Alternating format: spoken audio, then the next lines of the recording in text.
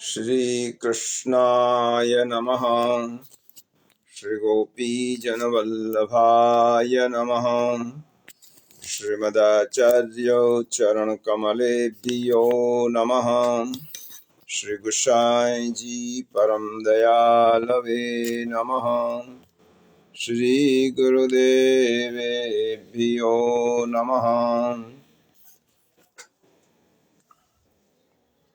नमो भगवते तस्मै कृष्णायाद्भूतकर्मणे रूपनाम विभेदेन जगत्क्रीडति यो यतः सच्चिदानन्दरूपाय विश्वोत्पत्त्यादिहेतवे तापत्रयविनाशाय श्रीकृष्णाय वयं नुमः।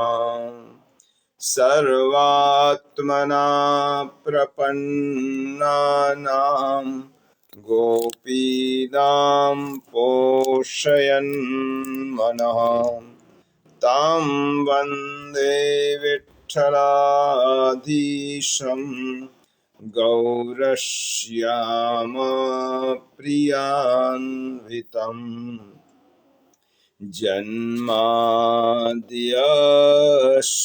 यतोऽन्वयादितरतश्चार्थेष्वभिज्ञस्वराट् तेने ब्रह्महृदाय आदिकवये मुह्यन्ति सूरयः तेजो वारिमृदां यथा विनिमयो यत्र त्रिसर्गो मृषा धाम्ना स्वेन सदा निरस्तकुहकम् सत्यं परं धीमहि। श्रीमदाचार्यचरणं शरणं सर्वदेहिनां समस्तदोषदहनं मस्तके राजतां मम। આપણે સિદ્ધાંત મુક્તાવલીના ગ્રંથનો પાઠ કરીશું સાથે જ નત્વા હરિમ પ્રવક્ષ્યામિ સ્વસિદ્ધાંત વિનિશ્ચયમ કૃષ્ણ સેવા સદા કાર્યા માનસી सा પરા સ્મૃતા ચેતಸ್ತત્પ્રવણં સેવા તત્સિદ્ધ્यै તનુવિત્તજા તતઃ સંસાર दुःखस्य निवृत्तिर्ब्रह्मबोधनम् परं ब्रह्म तु कृष्णो हि सच्चिदानन्दकं बृहत् द्विरूपं तद्धि सर्वं स्यात् एकं तस्माद्विलक्षणम् अपरं तत्र पूर्वस्मिन् वादिनो बहुधा जगुः मायिकं सगुणं कार्यं स्वतन्त्रं चेति नैकधा तदेवैतत्प्रकारेण भवतीति श्रुतेर्मतम् द्विरूपं चापि गङ्गावच् ज्ञेयं सा जलरूपिणी महात्म्या संयुता नॄणां सेवतां भुक्तिमुक्तिदा मर्यादा मार्ग विधिना तथा ब्रह्मापि बुध्यताम् तत्रैव देवता मूर्तिर्भक्त्या या दृश्यते क्वचित् गंगायाञ्च विशेषेण प्रवाहा भेदबुद्धये प्रत्यक्षासान सर्वेषां प्राकाम्यं स्यात् तथा जले विहिताच्च फला तद्धि प्रतीत्यापि विशिष्यते।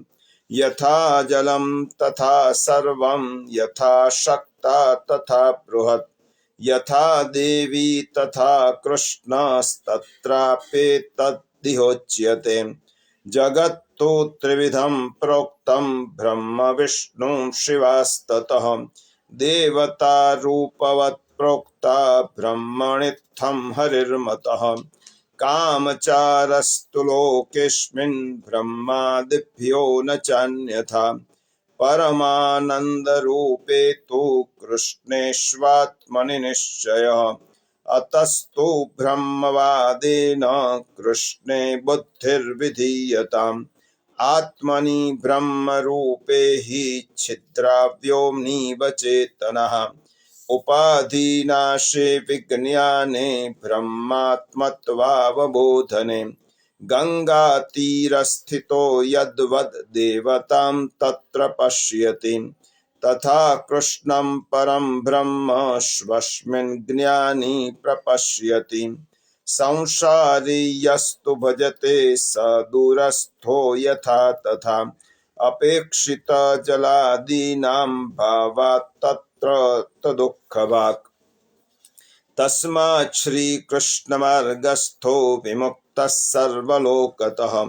आत्मानन्दसमुद्रस्थं कृष्णमेव विचिन्तयेत्। लोकार्थी चेत् भजेत् कृष्णं क्लिष्टो भवति सर्वथा।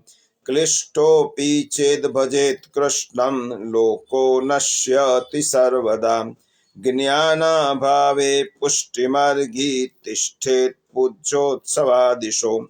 मर्यादास्थस्तु गंगायां श्रीभागवत तत्परः। अनुग्रह पुष्टिमार्गे नियामक इति स्थितिः। उभयोस्तु क्रमेणैव पूर्वोक्तैव फलिष्यति। ज्ञानाधिको भक्तिमार्ग एवं तस्मान्निरूपितः। भक्त्यभावे तु तीरस्थो यथा दुष्टैष्वकर्मभिः। अन्यथा भावनापन्नस्तस्मात् स्थानाच्च नश्यति। एवं स्वशास्त्र सर्वस्वं मया गुप्तं निरूपितम्। एतद्बुद्ध्वा विमुच्येत पुरुषः सर्वसंशयात्। इति श्रीवल्लभाचार्य विरचिता सिद्धांत मुक्तावली संपूर्णा।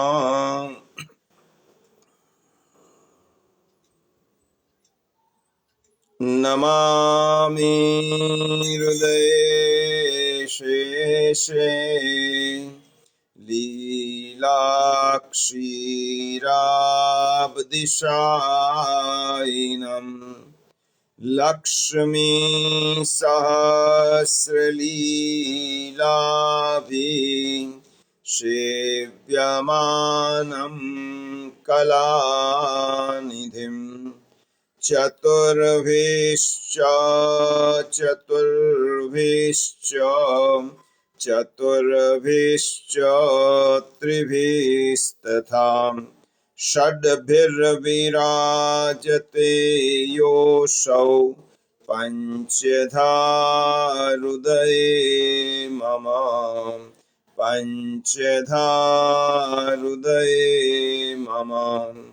प्रभुर्नन्द कुमारो मे स्वामिनी वृषभानुजा। कृतार्थोऽहं कृतार्थोऽहं कृतार्थोऽहं न संशयः। तस्य सेवा प्रकुर्वीत यावज्जीवं स्वधर्मतः। न फलार्थं न भोगार्थं न प्रतिष्ठा प्रसिद्धये। शुद्धभावो प्रभो स्थाप्यो न चातुर्य प्रयोजकम्। अन्तर्यामी समस्तानां भावं जानाति मानसं योऽन्तः प्रविश्य मम वाच्यमिमां प्रसुप्ताम् सञ्जीवयत्यखिलशक्तिधरश्वधाम्नाम् अन्यांश्च हस्तचरणश्रवणत्वगादीन् प्राणान्नमो भगवते पुरुषाय तुभ्यम्। बोलिए श्री गोवर्धन नाथ की जय, श्री वल्लभाधीश की जय। श्याम सुंदर श्री यमुने महारानी की जय।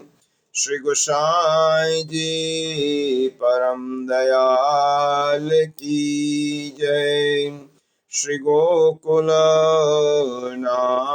की जय। श्री हरिराय महाप्रभु की जय। बोलिए श्री गिरिराज धरण की जय। શ્રીમદ ભાગવત પુષ્ટિ સત્સંગ દાહોદ સાથે ફેસબુકના માધ્યમથી ઓનલાઈન જોડાયેલા સર્વ વૈષ્ણવ ભાઈ બહેનોને સાનુનય જય શ્રી કૃષ્ણ। આપના હૃદયમાં બિરાજમાન પરમ કૃપાળુ પરમાત્માને વંદન કરી આપણે શ્રી ઠાકોરજી, શ્રીમન મહાપ્રભુજી, શ્રી યમુનાજી અને શ્રી ગુસાઈજીના યુગલ ચરણ કમલોમાં સદૈન્ય કોટી કોટી દંડવત કરી આજના સત્સંગનો પ્રારંભ કરીએ। પ્રિયજનો, આજે શ્રાવણ કૃષ્ણ એકાદશી, શ્રાવણ વદ એકાદશી, આ 11નું નામ છે અજા એકાદશી અથવા અનદા એકાદશી।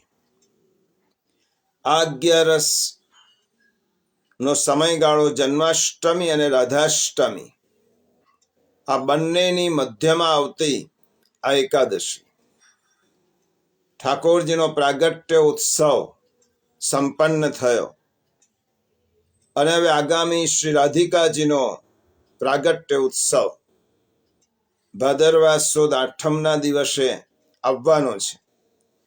એ બંને વચ્ચેની એકાદશી, એ આજની એકાદશી, એ અજા એકાદશી ગણાય। બ્રહ્મ વૈવર્ત પુરાણમાં ભગવાન શ્રી કૃષ્ણ અને મહારાજ યુધિષ્ઠિરના સંવાદમાં આ 11નું મહત્વ દર્શાવ્યું છે। સૌ પ્રથમ પુરાણનું કથાનક આપણે સંક્ષેપમાં સાંભળી અને આ 11નું પૌરાણિક મહત્વ અને પુષ્ટિમાર્ગીય મહત્વ આ બંને નો સાર સાંભળી અને પછી સિદ્ધાંત મુક્તાવલીમાં આચાર્ય ચરણે જે આપણને મહત્વના સિદ્ધાંતો કયા છે તેના ઉપર આપણે વિચાર કરીશું। આ 11નું મહત્વ એ પૌરાણિક કથા અનુસાર એમ દર્શાવવામાં આવ્યું છે કે ભગવાન આ 11 પાપ નાશક છે। આપણાથી જાણતા અજાણતા કાયિક, વાચિક, માનસિક જે પણ કંઈ પાપ થાય છે એ પાપનો નાશ કરનારી આજની એકાદશી છે। આ 11 ભગવાન ઋષિકેશનું પૂજન જો વિધિવત કરવામાં આવે તો તેનાથી બધા જ પાપો નાશ થાય છે। પ્રિયજનો, આપણા પુરાણમાં વપરાતા પ્રત્યેક શબ્દ સંદર્ભ છે। ઋષિકેશનું પૂજન કરીને એમ જણાવ્યું તો પહેલા તો ઋષિકેશનો અર્થ સમજી લઈએ ઋષિકેશ એટલે ઋષિક ઈશ, ઋષિક એટલે ઇન્દ્રિયો, અનીશ એટલે સ્વામી. જે ઇન્દ્રિયોના સ્વામી શ્રી કૃષ્ણ પ્રભુ છે તેનું પૂજન કરીને આ 11નું વ્રત કરવામાં આવે તો તે 11 પાપ નાશક છે. હવે પૂજન શબ્દ આવ્યો એટલે મર્યાદા માર્ગમાં કંકુ, ચોખા, અબીલ, ગુલાલ વગેરેથી પૂજન કરવાનું એવો આપણે અર્થ કરીએ. જુદો અર્થ છે કે ઇન્દ્રિયોના સ્વામી ઋષિકેશનું પૂજન આપણે ઇન્દ્રિય વિજયથી જ થાય. ઇન્દ્રિયો પરના સંયમથી પ્રભુનું પૂજન થાય. જેને પોતાની ઇન્દ્રિયો વશ કરી નથી તેના ઉપર પ્રભુ પ્રસન્ન થતા નથી.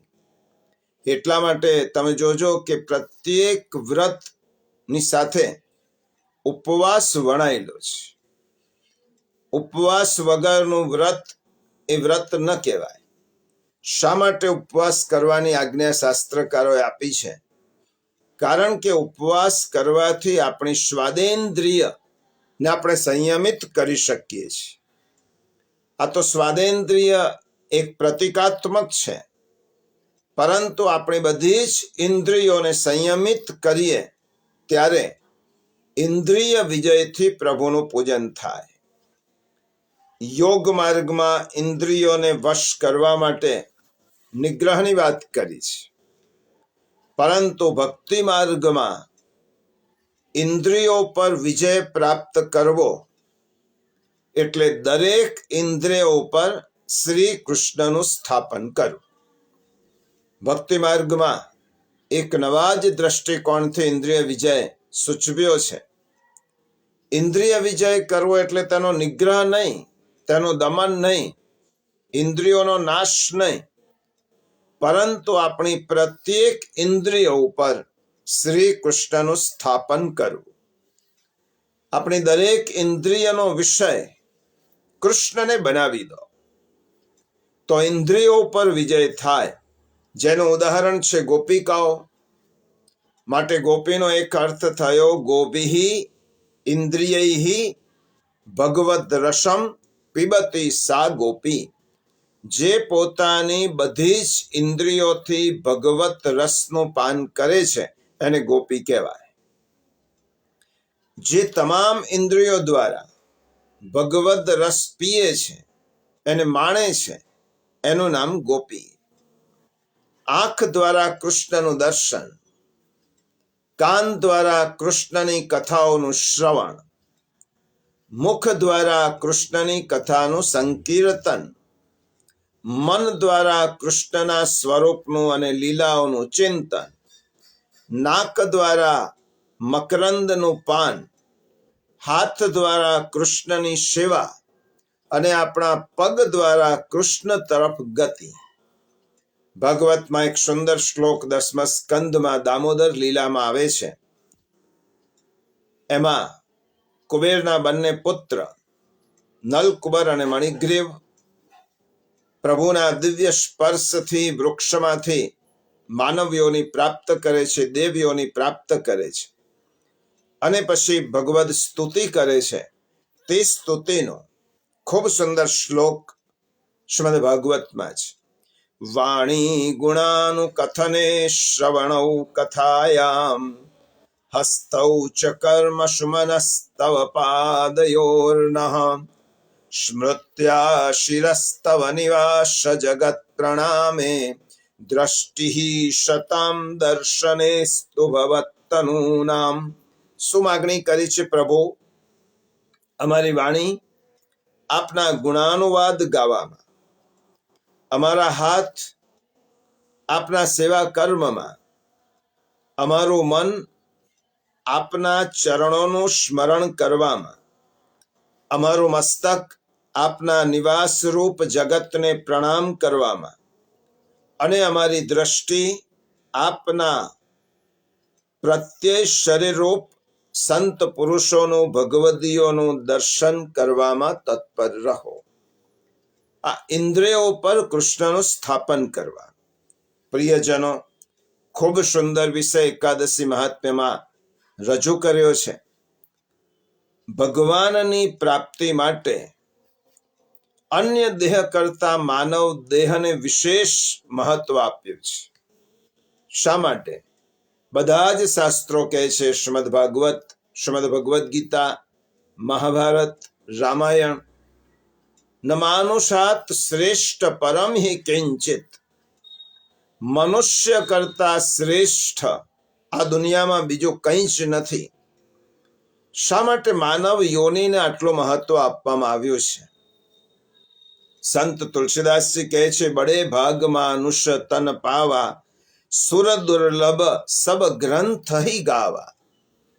આ મનુષ્ય દેહ અત્યંત દુર્લભ છે અને તે દેવતાઓને પણ આ સૌભાગ્ય પ્રાપ્ત થતું નથી એમ બધા જ ગ્રંથો કહે છે. એવી કઈ વિશેષતા છે માનવ દેહમાં? તો કયો? અન્ય બધી યોનિઓમાં જેમ દરેક જીવમાં જીભ છે, વાણી છે.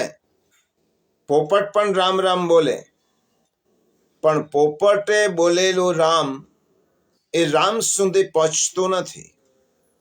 પણ માણસ પાસે એવી જીભ છે કે જે જીભથી તે રામ બોલે તો તે છેક રામના કાન સુધી પહોંચે છે.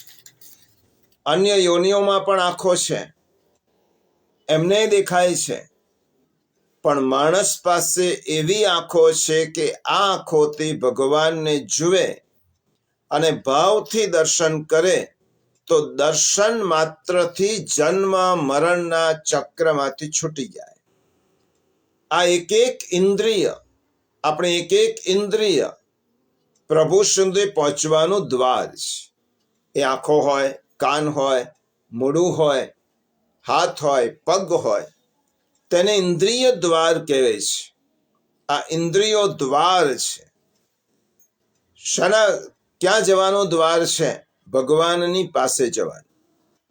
એટલા માટે સેવા પદ્ધતિમાં એક તિલકનો મહિમા નથી. આપણે આપણી બધી જ ઇન્દ્રિયો ઉપર તિલક કરીએ છીએ.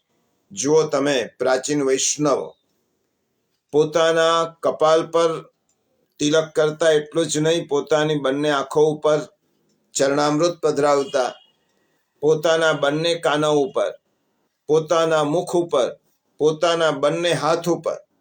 શા માટે ચરણામૃત કે ચંદનથી ઇન્દ્રિયોનું પૂજન કરતા? એટલા માટે કે મારી પ્રત્યેક ઇન્દ્રિય મને પ્રભુની પાસે પહોંચાડી શકવા માટે સમર્થ છે. પ્રભુની પાસે પહોંચવાનો દરવાજો છે. આ ઇન્દ્રિયો ભોગ માટે નથી, પણ ભગવાન માટે છે. આ ઇન્દ્રિયો પતન માટે નથી, પરંતુ મારા ઉત્થાન માટે છે. પરંતુ જ્યારે ઇન્દ્રિયોનો ઉપયોગ માત્ર ભોગ માટે કરીએ ત્યારે ઇન્દ્રિયો આપણને પતનની ગળતામાં ધકેલી દે છે. અને આ જ ઇન્દ્રિયોનો ઉપયોગ ભગવાન માટે કરીએ તો તે ઉત્થાનના શિખર ઉપર આપણને લઈ જાય છે. 11માંથી કોઈ એક ઇન્દ્રિય પણ ભગવાનમાં લાગી જાય તો આપણા જન્મ મરણના ચક્કર છૂટી જાય. એવી ઇન્દ્રિયો માણસ પાસે છે. એક એક ઇન્દ્રિયો મુક્તિના દ્વાર છે. એક એક ઇન્દ્રિયો ભગવત પ્રાપ્તિના દ્વાર છે. તમને દરેક પ્રસંગો મળશે. આંખોથી કોઈનો ઉદ્ધાર થઈ ગયો એ પણ મળશે. કીર્તન સાહિત્યમાં કહ્યું છે, મેરો મન ગિરધર છબી પર અટક્યો. અષ્ટસખા કૃષ્ણદાસ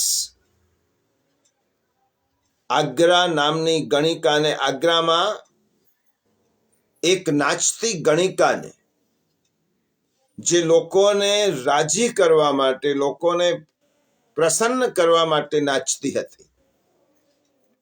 એક ભગવદીયની દ્રષ્ટિ પણ જો આપણા પર પડી જાય તો આપણો ઉદ્ધાર થઈ જાય. આ લોકોને પ્રસન્ન કરવા માટે નાચતી ગણિકા પર કૃષ્ણદાસની દ્રષ્ટિ ગઈ. કૃષ્ણદાસ ભગવદીય હતા, સમજી ગયા કે આ તો દૈવી જીવ છે અને તેની આ નૃત્ય કલાનો ઉપયોગ લોકોને પ્રસન્ન કરવા માટે કરે છે, લોકો પાસે આજીવિકા મેળવવા માટે કરે છે. જો આ કલા ભગવદ પ્રસન્નતા માટે વપરાય, ભગવત પ્રસન્નતા માટે તેનો વિનિયોગ થાય, તો આ ગણિકાનો ઉદ્ધાર થઈ શકે તેમ છે. કૃષ્ણદાસ એ ગણિકાને રૂપ બજારમાંથી લઈ આવ્યા, શ્રીનાથજી આગળ નૃત્ય કરાવ્યું અને કીર્તન ગાયો, મેરો મન ગિરધર છબી પર અટક્યો. ભગવદીઓના શબ્દો ઉપર લોકોને ખુશ કરતી આ ગણિકા ભગવદ સન્મુખ, ભગવાનની સન્મુખ નૃત્ય કરે છે. પ્રિયજનો, ઠાકોરજીને જે જીવને અંગીકાર કરવો હોય, જેના ઉપર કૃપા કરવી હોય, એ જીવને સામેથી ખેંચે છે. કૃષ્ણદાસના માધ્યમથી આ ગણિકાને ખેંચી નાચતા નાચતા એનું મન ભગવાનમાં લાગી ગયું અને પછી તો નૃત્ય કલાને તેને ભગવદ પ્રસન્નતા માટે એને વિનિયોગ કરવા માંડી. એની કલાથી પ્રસન્ન થઈ શ્રીનાથજી બાબા એનો હાથ પકડીને સદેહે તેને પોતા લીલામાં લઈ ગયા. આ ભગવત કૃપા છે. આંખથી ભગવાનને એ મળી શકી, એની આંખ ભગવાનના સ્વરૂપમાં લીન થઈ અને આંખને માધ્યમ બનાવી અને તે કૃષ્ણના ચરણારવિંદ સુધી પહોંચી ગઈ. એકલી આંખ જ કાપી છે, એકલા કાન જ કાપી છે.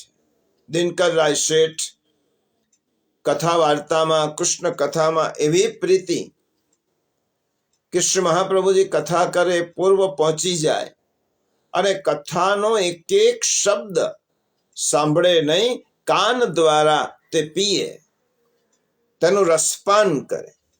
અને આ ભગવત કથા સાંભળી અને દિનકરલાલ શેઠનો ઉદ્ધાર થયો. એકલી જીવવા, એકલી જીભ પણ જો પ્રેમથી પ્રભુનું નામ લે તો જીભથી પણ પ્રભુની પાસે પહોંચી શકાય. ગજેન્દ્ર એક જળ યોનિમાં જન્મેલો હાથીનો દેહ ધારણ કરનાર જીવ પોતાની વાણીથી પ્રભુનું સ્મરણ કરે છે, પ્રભુનું ગાન કરે છે અને પરમાત્મા ગરુડ ઉપર સવાર થઈને ગજેન્દ્રની પાસે પહોંચી ગયા. પ્રિયજનો, ભોગ ભોગવવા માટે અનેક યોનિઓ હોય છે, પરંતુ ભગવત પ્રાપ્તિ માટે તો એક જ યોનિ છે અને તે મનુષ્યની યોનિ. આજે કોઈ પણ પશુ પ્રભુના દર્શન ધારીને નહીં કરી શકે, એની ઈચ્છા હશે તો પણ.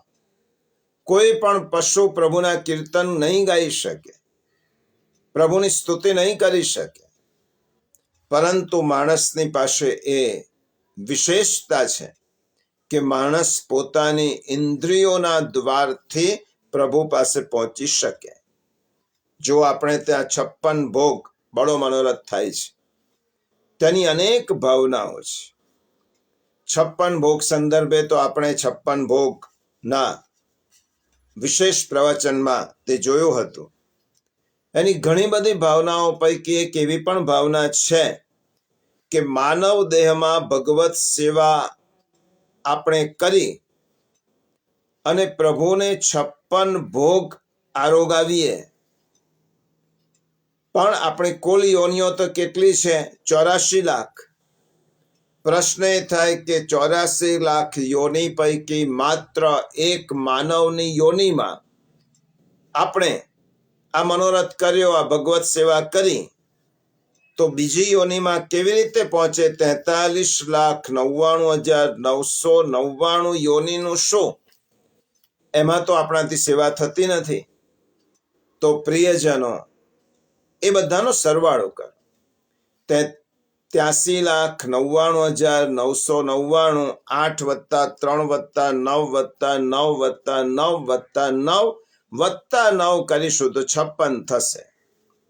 જો શ્રી ઠાકોરજીને 56 ભોગ ધરીએ તો માનવ સિવાયની બધી જ યોની સુધી તે પહોંચી જાય. આ 56 ભોગમાં સામગ્રી સાથે આપણી 84 લાખ યોનિની ઇન્દ્રિયોનો ભોગ ભગવાનને ધરાવવાનો છે. ભગવાન તેનો અંગીકાર કરશે. એટલા માટે આ 11નો પ્રથમ અર્થ થયો કે આપણી ઇન્દ્રિયો ભગવાન તરફ વાળવી.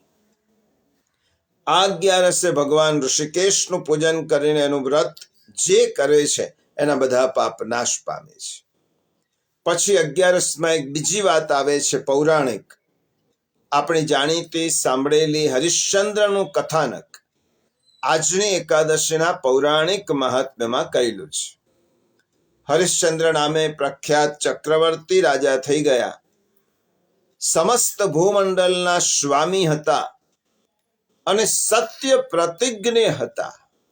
એમને સાચું બોલવાની પ્રતિજ્ઞા લીધી હતી. માટે તેમનું નામ કહેવાય સત્યવાદી રાજા હરિશ્ચંદ્ર, જેના કુળમાં પ્રભુ રામચંદ્રજીનું પ્રાગટ્ય થયું. સત્યનું પાલન કરતા કરતા વ્રત નિષ્ઠા કેવી હોવી જોઈએ? એક નાનકડું વ્રત સ્વલ્પમપ્યસ્ય ધર્મસ્ય ત્રાયતે મહતો ભયાત. એક નાનકડું વ્રત, સત્ય બોલવાનું વ્રત લીધું અને તે સત્ય બોલવા માટે તેમને રાજ્ય પણ છોડવું પડ્યું, ઘર પણ છોડવું પડ્યું, પત્નીને ત્યાગ કરવો પડ્યો, પુત્રનો ત્યાગ કરવો પડ્યો. પુણ્યાત્મા હોવા છતાં સ્મશાનમાં ચાંડાલ તરીકેની નોકરી કરવી પડી. સત્યના પરિપાલન માટે સત્ય વચન નિશ્ચય રાજાએ રાજા હોવા છતાં મૃતદેહને દહન આપવાનું કાર્ય કર્યું.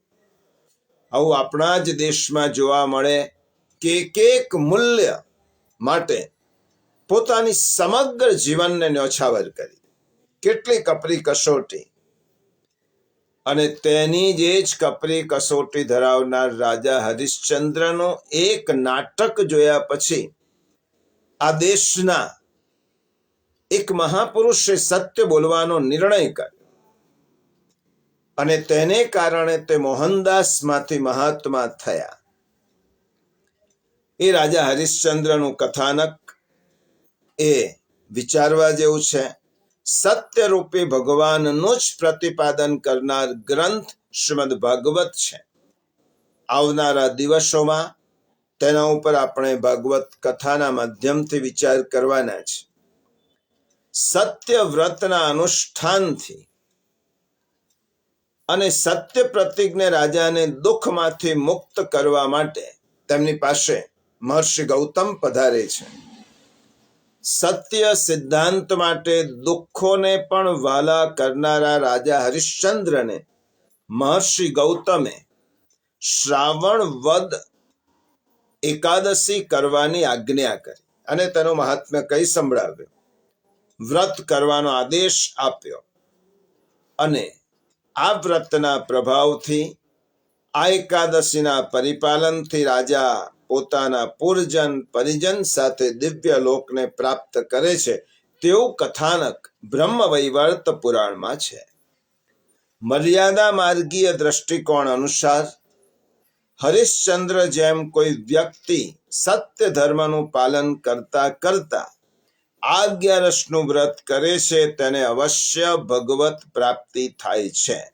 પ્રિયજનો, આ 11માંથી એટલો સંદેશ મેળવીએ, આપણે હરિશ્ચંદ્રની જેમ જીવનભર સત્ય પ્રતિજ્ઞ ન થઈ શકીએ, પરંતુ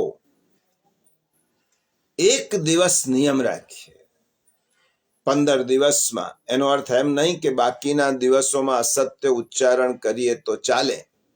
સત્ય પ્રતિજ્ઞાનું વ્રત કઠિન લાગતું હોય તો ધીમે ધીમે તે જીવનમાં લાવવા પ્રયત્ન કરીએ, પણ એક પ્રતિજ્ઞા તો અવશ્ય કરીએ જ કે 11ના દિવસે તો મારી વાણીમાંથી અસત્યનું ઉચ્ચારણ નહીં જ થાય. 11સે તો મારી વાણીમાંથી કોઈની નિંદા નહીં થાય. 11સે તો મારી વાણી કોઈ અપશબ્દ નહીં બોલે. આ એક પ્રયોગ છે એ પ્રયોગને ધીમે ધીમે ધીમે આગળ વધારતા વધારતા તમે મહિનામાં 2 વખત, 4 વખત, મહિનામાં 7 વારમાંથી 1 વાર, અને ધીમે ધીમે ધીમે આ વ્રતને જીવનભર આચરી શકાય. આ 11 પુષ્ટિમાર્ગીય મહાત્મ્યમાં અજામિલની કથા વિચારવા જેવી છે. અજામિલ જેવા મહાપાપીનો અનુગ્રહ પ્રભુએ કરી તેનો ઉદ્ધાર કર્યો. આજની એકાદશી પુષ્ટિમાર્ગીય રીતે આજની એકાદશીમાં અજામિલનું આખ્યાન આવે છે. અજામિલ જેવો મહાપાપી, તેના ઉપર પ્રભુએ કેવો અનુગ્રહ કર્યો કે ભગવદીયનો સંગ થયો, અને જ્યારે અજામિલનો ઉદ્ધાર કર્યો ત્યારે આ 11નો દિવસ હતો. એટલે અજામિલ પર કૃપા કરનાર વ્રત, એનું નામ અજા એકાદશી કહેવાય. કૃષ્ણાશ્રય ગ્રંથમાં આચાર્ય ચરણોએ અજામિલનો ઉલ્લેખ કર્યો છે. અજા અમિલાદિ દોષાણામ નાશકોનું ભવે સ્થિત. આ પ્રમાણે આ શ્લોક દ્વારા શ્રી મહાપ્રભુજીએ દર્શાવ્યો કૃષ્ણાશ્રય શા માટે. શ્રી મહાપ્રભુજી કારણ આપે છે, કૃષ્ણ કૃપાનું સ્વરૂપ છે. તેમની અનેક દિવ્ય શક્તિઓમાંની એક શક્તિ છે કૃપા શક્તિ, અને કૃપા ભગવાનનો અબાધિત અધિકાર છે. ભગવાન સર્વોપરી છે. તેમને વેદ શાસ્ત્ર આપ્યો, પણ તેઓએ વેદ શાસ્ત્રની મર્યાદામાં બંધાયા નહીં. તેઓ ઈચ્છે છે ત્યારે શાસ્ત્રની ઉપરવટ જઈ કર્મના સિદ્ધાંતોનો અમલ અટકાવી કોઈ જીવ ઉપર પ્રભુ વિના કારણ એટલે વિશેષ કૃપા કરે છે. તેમની કૃપાને કાર્યકારણનો સંબંધ નડતો નથી. ભગવાનને કોઈ એમ ન પૂછી શકે કે તમે આ જીવ પર કેમ કૃપા કરી, કારણ કે કૃપા તો ભગવાનનો અબાધિત અધિકાર છે. તે ધારે ત્યારે, તે ઈચ્છે ત્યારે એ કોઈ પણ જીવ ઉપર પ્રભુ કૃપા કરી શકે છે. ટૂંકમાં કહીએ તો ભગવાનની કૃપા એ તેમનો વિટો પાવર છે, અને એ દુષ્ટમાં દુષ્ટ જીવ પર પણ કૃપાની વૃષ્ટિ વર્ષાવી શકે છે. કોઈ દુષ્ટ જીવ હું ભગવાનનું નામ રટું છું એવો વિચાર વિના પણ પોતાના પુત્ર કે સ્વજનને બોલાવવા માટે જો નારાયણનું નામ લે તો પણ તેનો ઉદ્ધાર પ્રભુ કરી શકે છે. તેને યમ યાતનામાંથી છોડાવી અને તેને વૈકુંઠનું દાન પ્રભુ કરી શકે છે. એટલા માટે આ 11નું નામ અજા એકાદશી, અજામિલ ઉપર કૃપા કરનારી એકાદશી. માટે ભગવાનનું એક નામ કૃપાનિધિ છે. શ્રીવલ્લભની જેમ પ્રભુનું નામ કૃપાનિધિ છે. તેથી મહાપ્રભુજીએ કહ્યું, બીજું બધું છોડો, શ્રી કૃષ્ણનું શરણ સ્વીકાર. એનું નામ હરતા ફરતા, ઉઠતા બેસતા, ખાતા પીતા, સૂતા જાગતા રટ્યા કરો તો આપણો ઉદ્ધાર થશે. યાદ રસો શ્રી ગુસાઈજીએ સુંદર આજ્ઞા કરી છે. શ્રી મહાપ્રભુજીએ પણ સુબોધિનીમાં કહ્યું છે, યાદ્રશોષી હરે કૃષ્ણ તાદ્રશાય નમો નમઃ, યાદ્રશોષ્મી હરે કૃષ્ણ તાદ્રશમ મામહિ પાલય.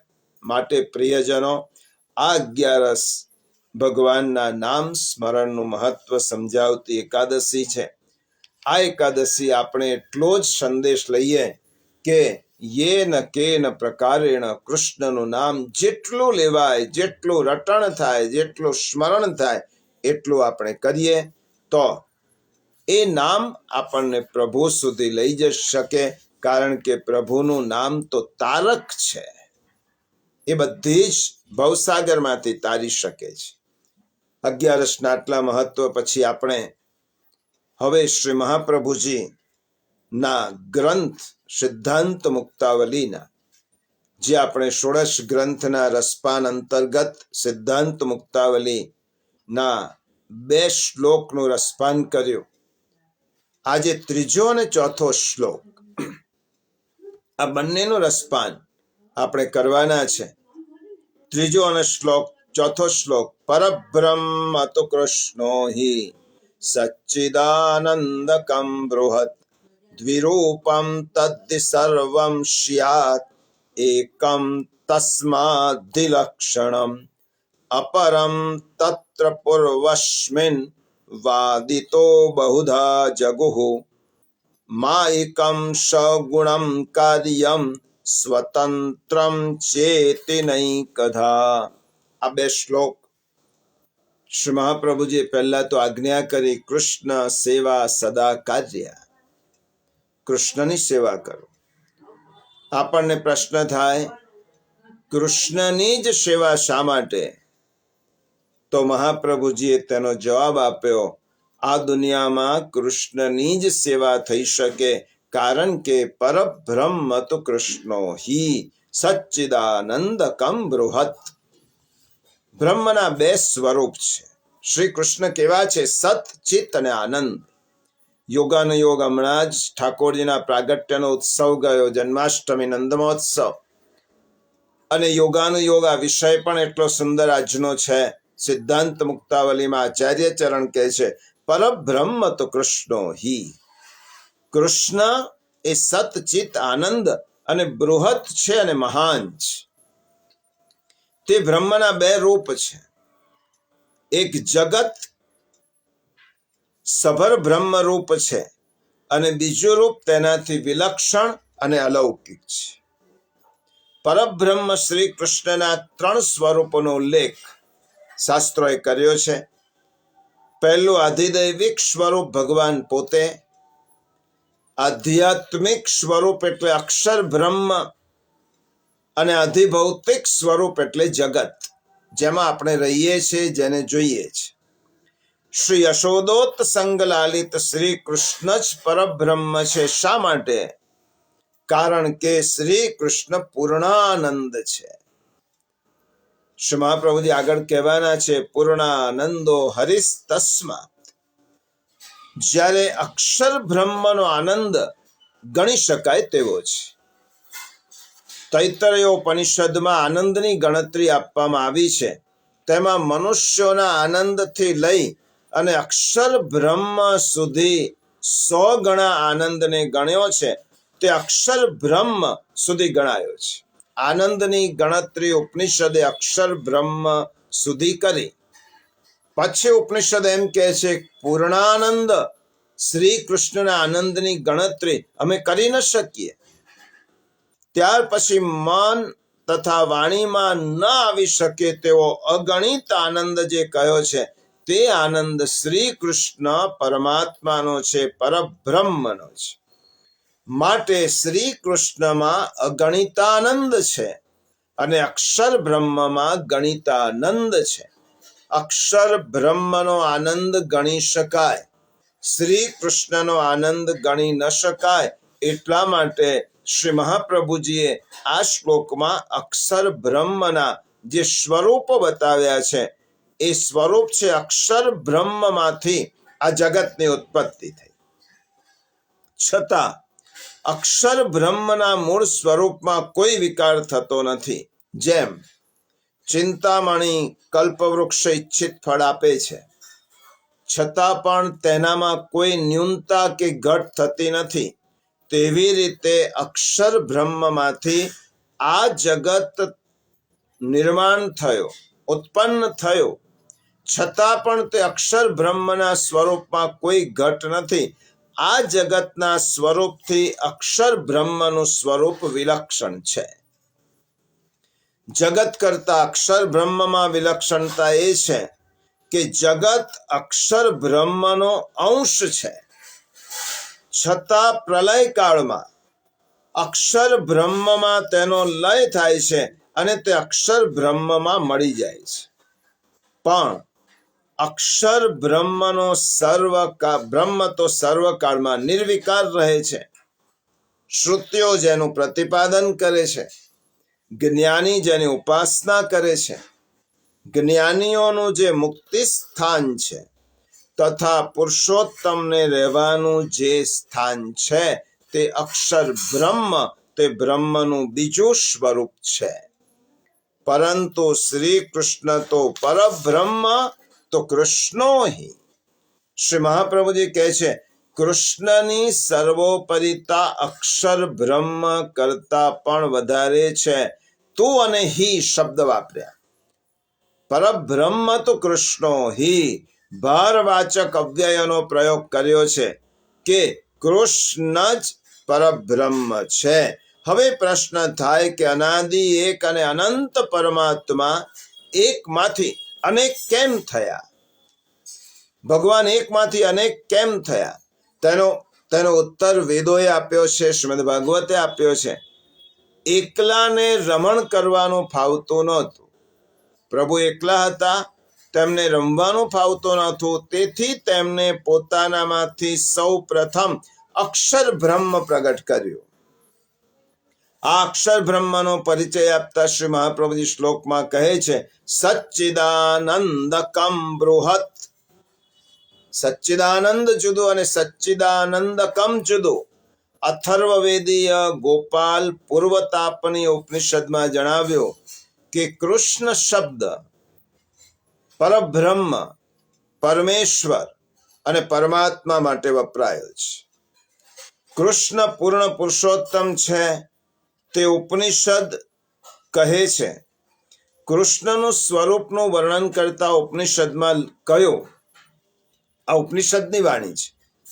ગોપ વેશને ધારણ કરનાર, જલના સાગર જેવા શ્યામ, સમુદ્ર જેવા અપાર, મેઘ જેવા કૃપા વર્ષાવનાર, સદા નવયુવાન અને વેદોએ જેમનો આશ્રય કર્યો છે અને વેદોમાં જેમનું નિરૂપણ કરવામાં આવ્યું છે એવા પરબ્રહ્મ શ્રી કૃષ્ણ છે. જે શ્રી મહાપ્રભુજીએ કહ્યું. એકવાર સનકાદિ ઋષિઓ તેમના માનસ પિતા બ્રહ્માજી પાસે જાય છે અને બ્રહ્માજીને જઈને પૂછે છે કે બ્રહ્માંડમાં સૌથી પરમ દેવ કોણ? મૃત્યુ પણ જેનાથી ડરતું હોય તે કોણ? કોને જાણવાથી બધું જ જણાઈ જાય? અને આખું બ્રહ્માંડ કોને અને ક્યાંથી ઉત્પન્ન કર્યું? સનત કુમારો બ્રહ્માજીને પૂછે છે અને બ્રહ્માજી એમ કહે છે તમારા પૂછેલા ચારે ચાર પ્રશ્નોનો જવાબ હું એક વાક્યમાં નથી આપતો, પણ એક જ શબ્દમાં આપું છું. અને એક શબ્દમાં બ્રહ્માએ જવાબ આપ્યો, શ્રી કૃષ્ણ. બ્રહ્માજી કહે છે શ્રી કૃષ્ણ. ચારે ચાર પ્રશ્નોનો એક જ જવાબ. બ્રહ્માજી વિશેષમાં કહેવા લાગ્યા, મેં સૃષ્ટિની રચના માટે જ્યારે પરમાત્માની સ્તુતિ કરી ત્યારે તેમણે યોગ નિદ્રામાંથી જાગીને આવા ગોપ વેશમાં મને દર્શન આપ્યા. તેથી સિદ્ધ થાય છે કે પરબ્રહ્મ પરમાત્મા પૂર્ણ પુરુષોત્તમ શ્રી કૃષ્ણ જ છે. શ્રી મહાપ્રભુજી સમજાવે છે કે આ પરમાત્મામાંથી અક્ષર બ્રહ્મ અને અક્ષર બ્રહ્મમાંથી જગતનું નિર્માણ થયું છે. પરબ્રહ્મ સચ્ચિદાનંદ રૂપ છે, જ્યારે અક્ષર બ્રહ્મ સચ્ચિદાનંદ કમ. શ્રી મહાપ્રભુજીએ ક અક્ષર એમાં ઉમેર્યો. ક અક્ષર શા માટે?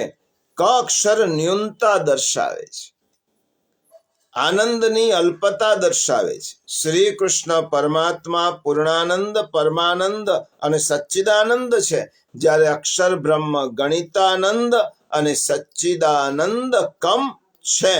માટે શ્રી મહાપ્રભુજીએ કહ્યું પરબ્રહ્મ તો કૃષ્ણો હિ. જે કૃષ્ણની સેવા આપણે કરવાની છે તેની વલ્લભ આજ્ઞા કરે છે. તે કૃષ્ણના સ્વરૂપને સમજાવતા શ્રી વલ્લભ એમ કહે છે પરબ્રહ્મ એ કૃષ્ણ છે, જેને વેદો એમ કહે છે રસો વૈષહ. આ રસરૂપ છે. આ કૃષ્ણ કેવા છે? રસરૂપ છે. પરબ્રહ્મ પરમાત્મા એ રસેશ છે. આખા વિશ્વના આધાર, આખા વિશ્વના સ્વામી, સર્વથી પર, સર્વશ્રેષ્ઠ, સર્વથી ઉત્તમ, સર્વતંત્ર સ્વતંત્ર સર્વેશ્વર સર્વાત્મા પુરુષોત્તમ બ્રહ્મ અનાદિ પુરુષ છે, જેને શ્રી મહાપ્રભુજીએ કહ્યું પરબ્રહ્મ તો કૃષ્ણો હિ. તેઓની ઈચ્છા માત્રથી જ સર્વ જગતની ઉત્પત્તિ થાય છે. તેઓની ઈચ્છાથી જ પાલન અને સંભાર થાય છે. તેઓ પોતે જ અનેક રૂપ ધારણ કરી સર્વમાં વ્યાપ્ત છે તથા સર્વમાં હોવા છતાં સર્વથી પર છે. સર્વના ભોગતા સ્વયં હોવા છતાં પણ સર્વથી નિર્લિપ્ત છે. તેથી તેઓ વિરુદ્ધ ધર્માશ્રયી કહેવાય છે. તેમનું વેદમાં જે નામ આપ્યું છે બ્રહ્મ, સ્મૃતિમાં નામ આપ્યું છે પરમાત્મા, અને શ્રીમદ ભાગવતમાં નામ આપ્યું છે ભગવાન. વેદમાં જેને બ્રહ્મ કહેવાય, શ્રીમદ ભગવદ્ ગીતામાં જેને પરમાત્મા તરીકે ઓળખાવ્યા છે, અને શ્રીમદ ભાગવતમાં જેમને ભગવાન તરીકે ઓળખાવ્યા છે, તેવા સર્વવ્યાપક સર્વરૂપી રહેલ જે પુરુષ છે તેને જ બ્રહ્મ કહેવાય. તે પોતે જ સર્વરૂપથી હોવા છતાં પણ અદ્રષ્ટા છે, અગોચર છે. એ જ બ્રહ્મ પરમાત્મા અથવા ભગવાનનું જ કૃષ્ણ શબ્દ આદિથી વર્ણન કર્યું છે, જે રસ સ્વરૂપ એટલે આવરણ રહિત છે.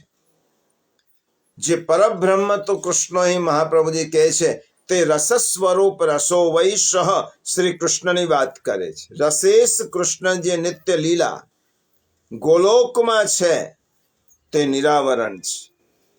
ત્યાં પુરુષ કેવલ આપ જ છે તથા બીજા સર્વે આદિ શક્તિ રૂપ પરિકર રાધાના અનેક સ્વરૂપોથી વિદ્યમાન છે. ત્યાં રસેશ શ્રી કૃષ્ણ સ્વામીની સહિત બિરાજે છે. એ લીલામાં યોગી તથા જ્ઞાનીઓને પણ પ્રવેશ નથી. સાત્વિક ભક્તોને પણ ત્યાં પ્રવેશ નથી. અરે વલ્લભાખ્યાનમાં તો ગોપાલદાસજીએ ત્યાં સુધી કહ્યું પ્રવેશ નહીં ત્યાં વિધિ હરનો. તે બ્રહ્મના ત્યાં વિધિ એટલે બ્રહ્માજી અને હર એટલે મહાદેવજીનો પણ પ્રવેશ નથી. તે બ્રહ્મના 3 સ્વરૂપોનું વર્ણન આપણા શાસ્ત્રમાં મળે છે. શ્રી ભગવત પીઠિકાની અંદર શ્રી મહાપ્રભુજીએ તેમનું સ્પષ્ટ રૂપથી વર્ણન કર્યું છે.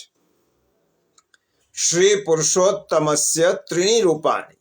શ્રી મહાપ્રભુજીની ના વચનામૃત છે. પુરુષોત્તમના 3 સ્વરૂપ છે. એકમ આધિભૌતિકમ, જે આપણે જોયું જગત. દ્વિતીયમ આધ્યાત્મિકમ, આપણે હમણાં જ જોયું અક્ષર બ્રહ્મ. અને તૃતીયમ આધિદૈવિકમ, એટલે પૂર્ણ પુરુષોત્તમ પરબ્રહ્મ પ્રભુ. આધિભૌતિકો નારાયણો લક્ષ્મીપતિ તત્ક્ષર સ્વરૂપ.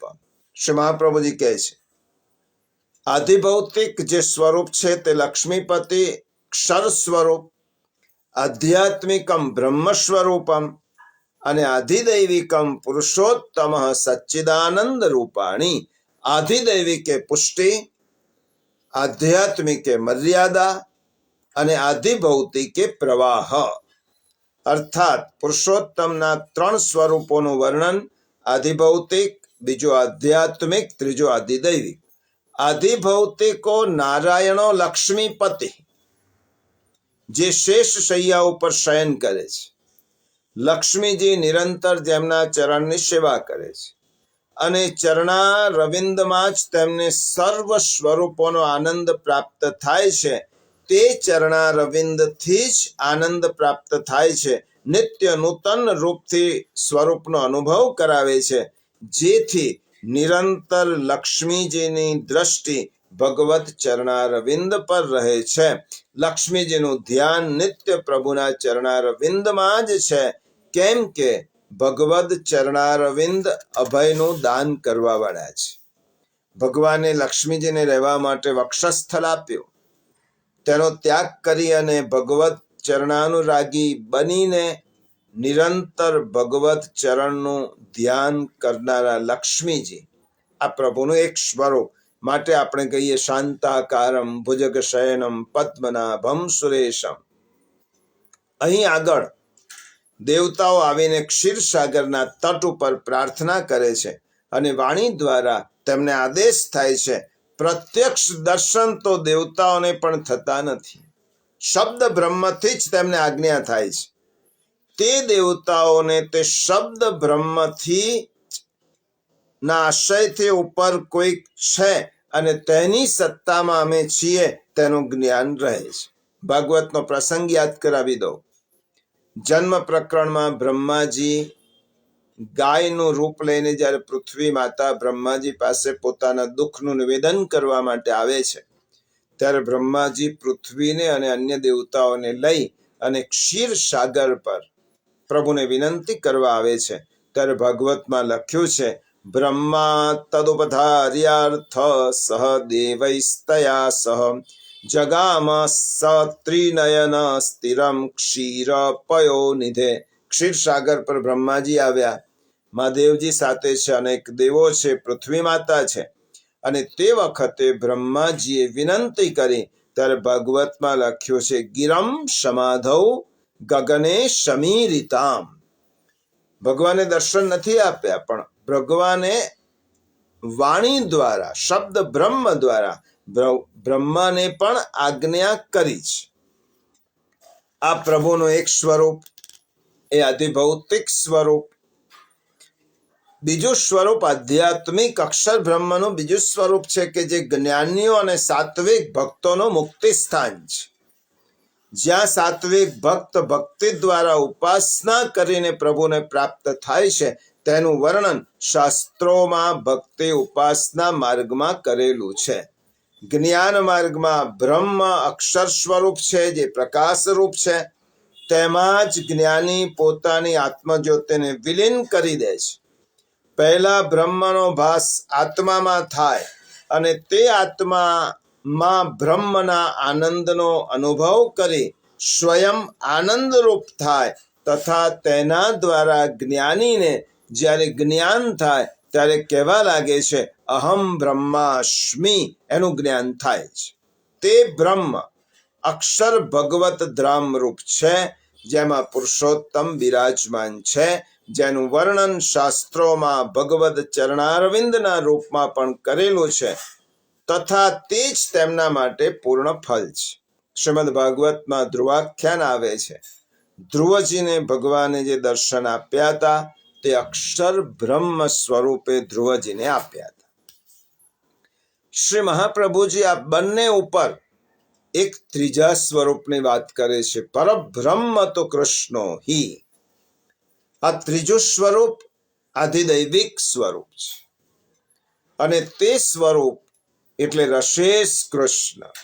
રસો વૈશ પરબ્રહ્મ તો કૃષ્ણો હિ. જેમ શ્રી મહાપ્રભુજી કહે છે, કૃષ્ણસ્તુ કેવલા લીલા કરોતિ રસરૂપિણીમ. શ્રી મહાપ્રભુજીએ કહ્યું, રસ એટલે અર્ક, સાર, તત્વ.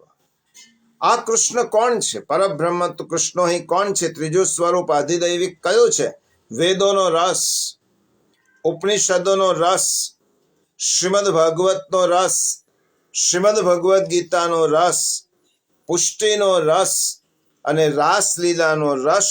તે એટલે કૃષ્ણ. તે રસેશ કૃષ્ણ.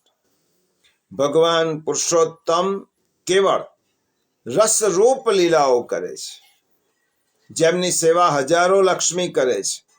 લક્ષ્મી સહસ્ર લીલા ભી. તે બધાની અધિષ્ઠાત્રા આદિલક્ષ્મી રાધિકાજી છે, સ્વામિનીજી છે, જે રસેશ કૃષ્ણના સાથે નિરંતર રહે છે. ત્યાં આગળ લીલા પરિક્રમા તેમનું વર્ચસ્વ છે અને તેમની ઈચ્છાનું જ બધું જ થાય છે, કારણ કે લીલાઓનો પ્રારંભ કૃષ્ણ પણ સ્વામિનીજીથી કરે છે. કૃષ્ણને આનંદ અનુભવ કરાવે છે. જે બ્રહ્મનું વર્ણન વેદમાં રસો વૈશના રૂપે કરેલું છે, તે રસ સ્વરૂપ જ આનંદ સ્વરૂપ છે. જેમનું શાસ્ત્રમાં વર્ણન કરતા કહ્યું, આનંદ માત્ર કરપાદ મુખોદરાદિ ના રૂપમાં વર્ણન કરેલું છે. તે આનંદની જ મૂર્તિ છે, આનંદ રસરૂપ પણ છે અને મૂર્તિ સ્વરૂપ પણ છે, અને ભક્તોના હૃદયમાં રસરૂપથી બિરાજમાન છે. જેવી રીતે જ્ઞાની અક્ષર બ્રહ્મનું જ્ઞાન થતા જ આનંદ અનુભવ કરે છે, તે જ રીતે રસેશ કૃષ્ણનું જ્ઞાન થતા ભક્તો ભગવદ રસનો આનંદ અનુભવ કરે છે. જે સ્વરૂપનું વર્ણન આચાર્ય શ્રી વલ્લભ પુષ્ટિમાર્ગના મંગલાચરણમાં કરે છે, નમામી હૃદય શેષે લીલા ક્ષીરાબ્દિશાયિનમ, અને મંગલાચરણમાં આ 3 સ્વરૂપનું વર્ણન કર્યું છે. ભગવદ્ ગીતાના 15મા અધ્યાયમાં આ 3 સ્વરૂપ દર્શાવ્યા છે. યસ્માત ક્ષરમતીતોહમ અક્ષરાદપિ ચોત્તમ. આમાં અક્ષર બ્રહ્મથી અને અક્ષર બ્રહ્મથી જે પુરુષ ઉત્તમ પુરુષ નું વર્ણન શ્રીમદ ભગવદ્ ગીતાના 15મા અધ્યાયમાં કર્યું. સર્વ પુરુષોમાં શ્રેષ્ઠ જે પુરુષ ઉત્તમ છે, ઉત્તમ પુરુષસ્ત્વન્ય પરમાત્મેત્યુદારુતઃ. ગીતામાં ભગવાને સ્વયં કહ્યું, તેને પુરુષોત્તમ કહેવાય. આ પુરુષોત્તમ કેવા છે? દ્વાદશાંગો વૈ પુરુષ. ભગવાન દ્વાદશ અંગ વાળા છે, અને શ્રીમદ ભાગવત એ દ્વાદશ સ્કંદનું છે. એટલા માટે શ્રીમદ ભાગવતને ઠાકોરજીનું શબ્દ બ્રહ્મ નામાત્મક સ્વરૂપ કહેવાય. તેથી બ્રહ્મ આનંદ રૂપ સાકાર સ્વરૂપ છે, અને તે સર્વ ગુણ રહિત છે, નિર્ગુણ છે, જે પ્રાકૃત ધર્મ અને ગુણોથી પર છે. તે જ સ્વરૂપ અનેક પ્રકારથી વિવિધ રૂપ ધારણ કરીને ક્રીડા ભાંડ જગતનું સર્જન પોતાની ઈચ્છા માત્રથી કરે છે. અને આ સ્વરૂપનું વર્ણન શ્રી મહાપ્રભુજીએ નિબંધના 3 પ્રકરણોમાં 3 નામથી કર્યું. શાસ્ત્રાર્થ પ્રકરણમાં શ્રી મહાપ્રભુજીએ કહ્યું બ્રહ્મ, પરમાત્મા અને ભગવાન. બ્રહ્મ નામથી સર્વ નિર્ણય પ્રકરણમાં, પરમાત્મા નામથી ભાગવતાર્થ પ્રકરણમાં અને ભગવાન નામથી નિબંધ શાસ્ત્રાર્થ પ્રકરણમાં શ્રી મહાપ્રભુજીએ કહ્યું વેદાંતે ચ સ્મૃતૌ બ્રહ્મ લિંગમ ભાગવતે તથા બ્રહ્મેતિ પરમાત્મેતિ ભગવાનિતિ શબ્દ્યતે. વેદમાં બ્રહ્મથી, સ્મૃતિમાં પરમાત્માના નામથી, ભાગવતમાં ભગવાનના નામથી જેનું વર્ણન કર્યું છે, તે અનુસાર જ શ્રી મહાપ્રભુજીએ પણ નિબંધમાં અને સિદ્ધાંત મુક્તાવલીમાં તે બ્રહ્મનું વર્ણન કર્યું છે. એ બ્રહ્મ કૃષિર્ભુવાચક શબ્દો ણશ્ય નિવૃત્તિવાચક તયોરૈક્યમ પરબ્રહ્મ કૃષ્ણ ઇત્યભિધીયતે. આ કૃષ્ણ સદાય વિદ્યમાન રહેવાનું પ્રતિપાદન કૃષ શબ્દ કરે છે. ણ દ્વારા આનંદનું પ્રતિપાદન, અને કૃષ્ણ અને ણ આ બંને ભેગા થઈ અને જે તયોરૈક્યમ પરમ બ્રહ્મ, તે પરબ્રહ્મનું સૂચન કરે છે. પ્રિયજનો, કૃષ્ણનું આકર્ષણ થયા પછી વિશ્વમાં કોઈ પદાર્થનું આકર્ષણ સંભવ નથી. આપણે ગાઈએ છીએ આવ શ્રીજી આવો તે રંગ મને શીદ લગાડ્યો. હવે બીજો રંગ જ ચડતો નથી. કૃષ્ણનો રંગ જેને ચડી ગયો તેના ઉપર બીજા કોઈ રંગ ચડતો નથી. વિશ્વમાં કોઈ પદાર્થનું આકર્ષણ કૃષ્ણના આકર્ષણ પછી સંભવ નથી. અને પરબ્રહ્મ, જ્યાં કૃષ્ણનું પરબ્રહ્મનું આકર્ષણ જીવને થાય, ત્યાં જ માયારૂપી અવિદ્યાથી તે છૂટી જાય છે. જીવને ભગવદ આકર્ષણ પ્રાપ્ત થયેથી તેને માયાના બંધનમાંથી છૂટ મળે છે, અને તે જીવ ભગવાનમય બની જાય છે. માયાના આકર્ષણથી જે જીવોને મુક્ત કરવાની પ્રભુની ઈચ્છા છે, તેને જ ભગવાન પોતાની તરફ ખેંચે છે, અને તે જ પૂર્ણ આનંદ સ્વરૂપ હરિને પ્રાપ્ત થઈ શકે છે. આ ફળ સાધન સાધ્ય નથી, પણ કૃપા સાધ્ય છે. જ્યાં સુધી કૃપા ન થાય ત્યાં સુધી સાધનને વળગી રહેવાનું. પણ સાધનથી પ્રાપ્ત થાય તે કૃષ્ણ નહીં, કૃપાથી પ્રાપ્ત થાય તેનું નામ કૃષ્ણ. અને આ કૃષ્ણના દર્શન માર્કંડેય ઋષિને પ્રભુએ કરાવ્યા હતા. અને વ્રજમાં પણ આનું વર્ણન છે. વ્રજમાં ખૂબ સુંદર પદ પરમાનંદ દાસજીએ ગાયું છે. એનો પ્રસંગ ખૂબ માધુર્યપૂર્ણ છે. પરમાનંદ દાસજી ગાય છે, આ રસોવૈ સહ કૃષ્ણનું દર્શન ભાગવતમાં અષ્ટસખાઓને થયું છે. આજ દધી મીઠો મદન ગોપાલ, ભાવત મોહી તિહારો જૂઠો, ચંચલ નયન વિશાલ, આને પાત બનાએ દોના દિયો सबन को बाट, जिन नहीं पायो सुनोरी भैया मेरी हथेरी चाट. અને ગોપ સખાઓ શું કહે છે? બહુત દિનન હમ બસે કુમુદવન કૃષ્ણ તિહારે સાથ, ऐसो स्वाद हम कबहु न चाख्यो, सुन गोकुल के नाथ, आपुन हसत हसावत ग्वालन, मानस लीला रूप परमानंद प्रभु हम सब जानत तुम त्रिभुवन के भू. સુંદર વર્ણન કર્યું છે.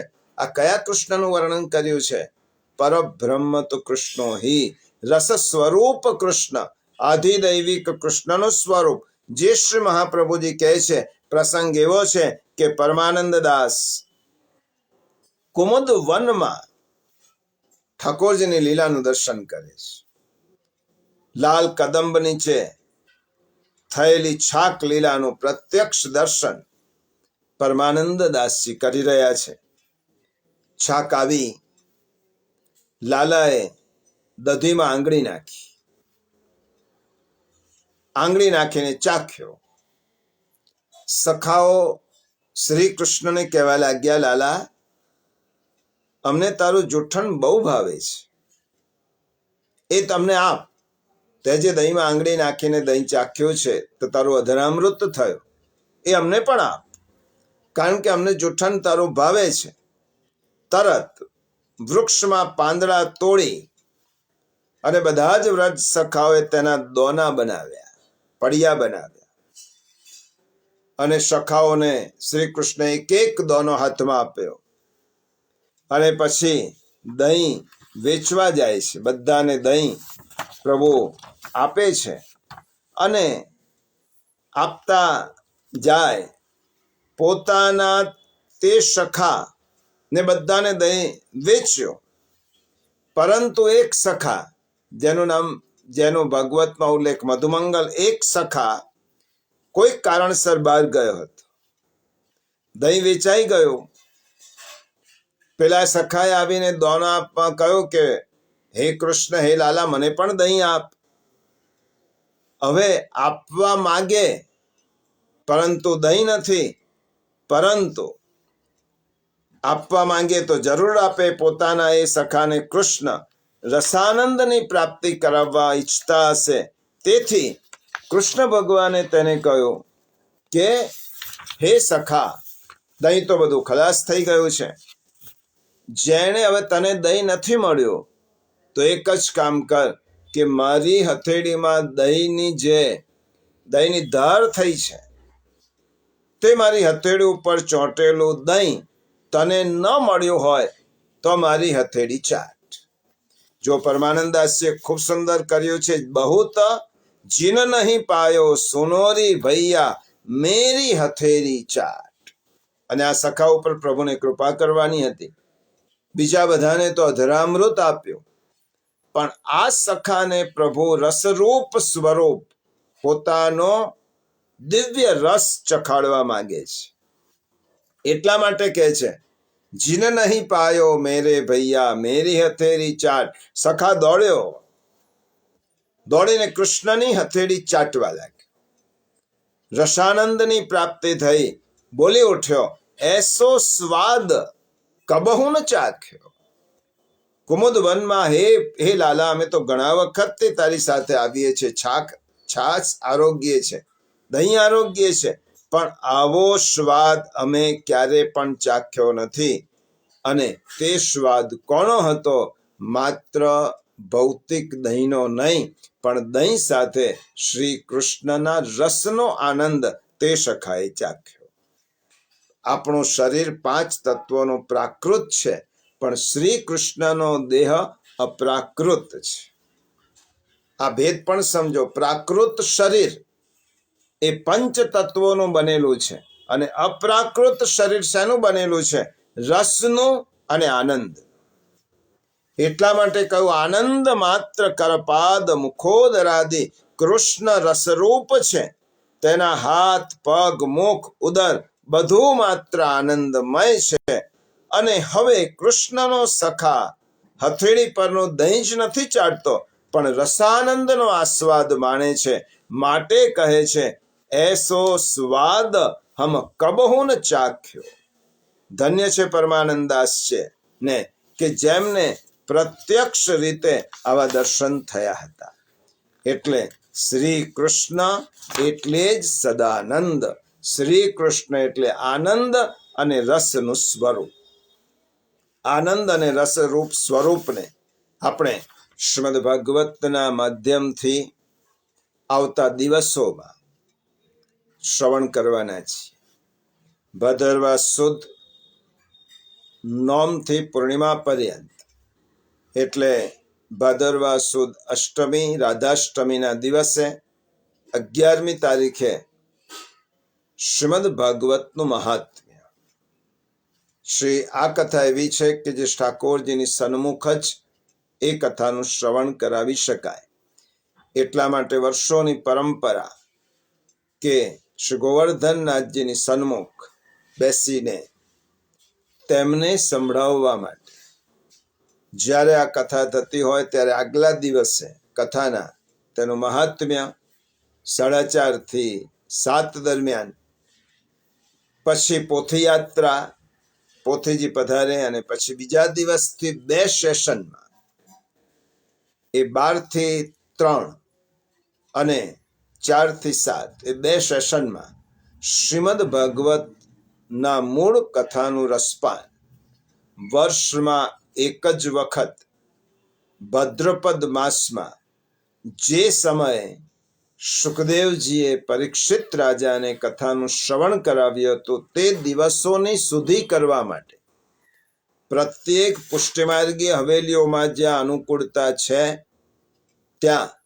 ઠાકોરજી સન્મુખ આ કથા કહેવામાં આવે છે. એ દિવસો એ 12 થી 18 દરમિયાન છે, ભાદરવા સુદ નોમથી પૂર્ણિમા દરમિયાન. અને દિવસોમાં ઠાકોરજીની સન્મુખ આ શ્રીમદ ભાગવત કથાનું પ્રતિવર્ષની જેમ આયોજન થાય છે. તો આવતી 11સના સત્સંગ આપણે શ્રી ઠાકોરજીની સન્મુખ શ્રીમદ ભાગવતના માધ્યમથી કરીશું. એટલા માટે આવતી એકાદશીનો સત્સંગ આપણે ઓનલાઈન થઈ શકશે નહીં, પરંતુ તે સત્સંગ શ્રી ઠાકોરજી સન્મુખ જ થશે. એટલા માટે આવતી 11સે આપણે ન મળતા પછીની એક આવતી 11સે ભાગવતના સત્સંગમાં, અને પછીની એકાદશીએ પાછા આપણે મળીશું. બીજો શ્લોક માત્ર એનો અર્થ સમજી લઈએ. અપરમ તત્ર પૂર્વસ્મિન વાદિનો બહુધા જગુઃ માયિકમ સગુણમ કાર્યમ સ્વતંત્રમ ચેતિનૈકદા. બ્રહ્મના સર્વ નામ રૂપ જગત વિશે જુદા જુદા ગ્રંથોમાં જુદા જુદા વિચાર વ્યક્ત થયા છે. માયાવાદીઓ જુદું કહે છે, સાંખ્ય મતવાળા જુદું કહે છે, મીમાંસકો જુદું કહે છે, પણ આચાર્ય ચરણ સમજાવે છે તદેવૈ તત્પ્રકારેણ ભવતી તે શ્રુતેર્મમ દ્વિરૂપમ ચાપી ગંગાવચ જ્ઞેયમ સા જલરૂપિણી. આ કૃષ્ણ સ્વરૂપને સમજાવતા શ્રી મહાપ્રભુજી કહે છે તે અક્ષર બ્રહ્મ જ જગત રૂપે થયેલ છે, એવો વેદની શ્રુતિઓનો મત છે. અને 2 સ્વરૂપવાળા અક્ષર બ્રહ્મને ગંગાજીની જેમ જાણી શકાય. એક ગંગાજીનો જલ પ્રવાહ છે, અને એક ગંગાજી તીર્થ રૂપા છે. આ બંને આ ઉદાહરણ આપીને શ્રી મહાપ્રભુજી બ્રહ્મનું વર્ણન કરે છે. આજે અહીંયા જ આપણે આ શ્લોકને અને વિરામ આપી અને સત્સંગને પણ અહીંયા જ વિરામ આપીએ. આશ્રયનું પદ બોલી અને આપણે સત્સંગને વિરામ આપીએ. દ્રઢ એન ચરણન કેરો ભરોસો, દ્રઢ એન ચરણન કેરો.